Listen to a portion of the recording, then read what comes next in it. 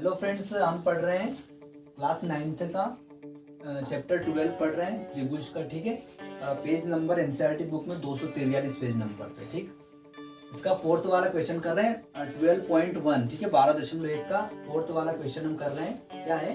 उस त्रिभुज का क्षेत्रफल ज्ञात कीजिए जिसकी दो भुजाएं 8 सेंटीमीटर और 10 सेंटीमीटर है तथा उसका परिमाप 42 सेंटीमीटर है।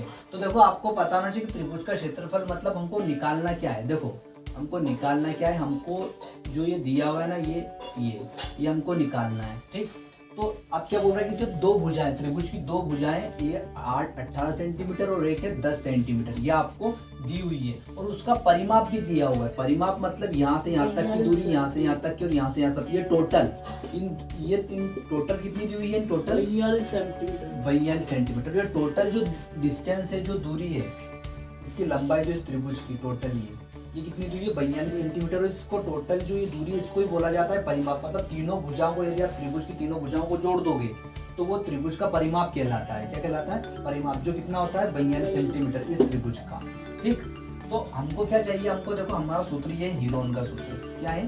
ये इससे ही निकलेगा त्रिभुज का क्षेत्रफल। ठीक है, इससे। तो अब हमको क्या चाहिए? एस चाहिए। एस क्या होता है? त्रिभुज का अर्ध परिमाप। मतलब ये जो परिमाप है, इसका आधा। त्रिभुज का 42 सेंटीमीटर है, त्रिभुज का ये वाला, तो इसका आधा कितना होता है? वो भी जितना भी होगा तो वो हमारे पास हो जाएगा एस। मतलब एस क्या है? त्रिभुज का अर्ध परिमाप। और ए बी सी ये क्या है? त्रिभुज की भुजाएं। तो ए की वैल्यू तो हमारे पास है और बी की भी है। मतलब ए की वैल्यू मान लो ये हो जाएगी और बी की ये हो जाएगी। तो सी की हमारे पास नहीं है, तो हम इन दोनों को जोड़ देंगे और इन दोनों को घटा देंगे। किसमें से? 42 में से घटा देंगे तो हमारे पास सी का मान आ जाएगा। ठीक है, तो देखो यहाँ लिखते हैं हम, दिया है त्रिभुज की भुजाएं, त्रिभुज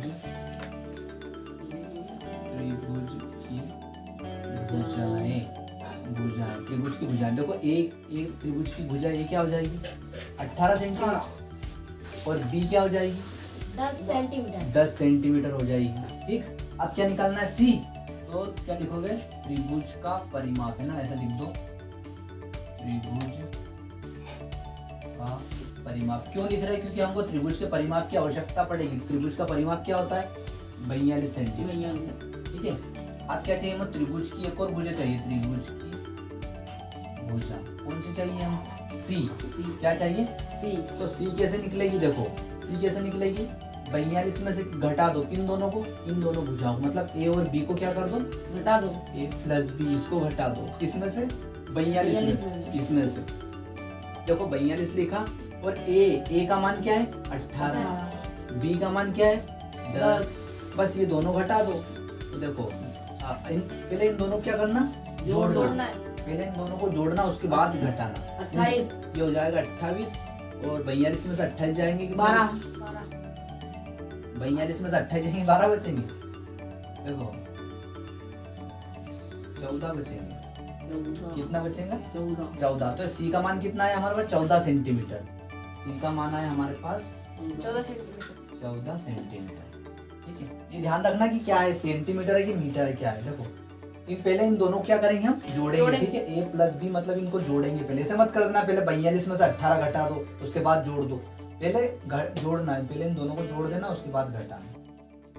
चलो, अब क्या निकालना है? त्रिभुज का अर्ध परिमाप। ये क्यों निकाल रहे हैं? क्योंकि हमको यहाँ सूत्र में एस की वैल्यू, एस का मान रखना पड़ेगा। ठीक है, इसलिए हम ये निकाल रहे हैं। ठीक, देखो ए की वैल्यू बताओ लकी। किसकी? ए की वैल्यू? हाँ, ए की वैल्यू बताओ कितनी है?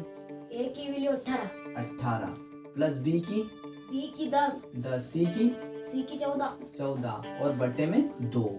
एस बराबर, इनको जोड़ दो, कितना होगा? 18 10 14 कितना होगा? 42। कितना होगा? 42 होगा लकी। 14 और 18, 14 और 18 कितना होता है? 14 और 14 28। अभी तो जोड़ा यार। अभी कहाँ जोड़ा? अभी तो अपन ने घटाया 42 में से 28 कितने? 28 जोड़े थे अपन ने 28। तो फिर 14 फिर से जोड़ दो 42। देखो, हाँ, ये कितने हो गए? ये हो गए हमारे पास 28। ये हो गए हमारे पास 28। 28 और 14 जोड़ दो, 8 4 12। हाँ, हो जाएगा। ठीक है, यहाँ आ जाएगा अपन में एस इज इक्वल टू 2 एक करना 2 देखो 2 एक करना 2 दूनी 4 2 एक करना 2 कितना है 21। एस की वैल्यू कितनी है 21।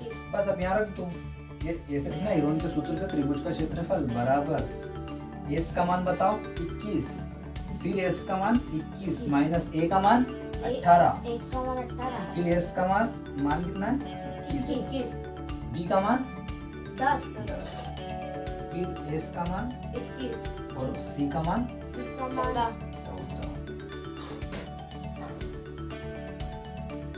21 ऐसा कैसे लिखो 21 में से 18 जाएगा कितना बचेगा 21 में से 18 तीन। जाएंगे 3, 3 यहाँ 21 में से 10 जाएंगे 21 में 10 जाएंगे तो 11 11, 21 में से 14 जाएंगे 21 में से 14 जाएंगे तो 7 7, ठीक है।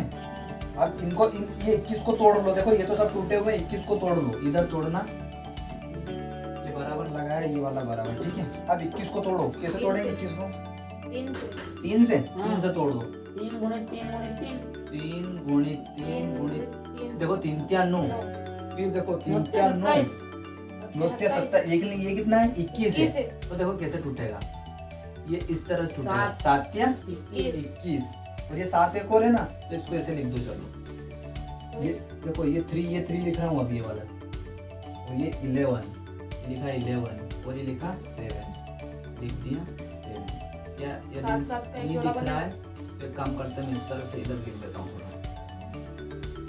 देखो ये देखो 21 को कैसे तोड़ सकते हैं 7 गुणित 7 गुणित 3 ऐसे तोड़ सकते हैं और फिर ये 3 लिख दो ये वाला 3 ठीक है 11 ऐसे जैसे और 7 ऐसा ऐसे। अब क्या क्या निकल रहा है वो देख लो देखो 3 यहाँ और ये 3 यहाँ से बाहर हो जाएगा ठीक है क्या हो जाएगा बाहर हो जाएगा देखो कर दो बाहर 3 बाहर हो गया और क्या बाहर हो जाएगा 7 और 7 यहाँ से एक बार निकालना ठीक है ये निकाल दिया। अब बचा क्या देखो ये भी गया ये भी गया ये भी गया ये भी क्या बचा 11 बस 7 या 21 और ये 11। अब क्या निकाला हमने त्रिभुज का क्षेत्रफल तो त्रिभुज का क्षेत्रफल किस में आएगा सेंटीमीटर स्क्वायर स्क्वायर। ये हमारा हो जाएगा आंसर।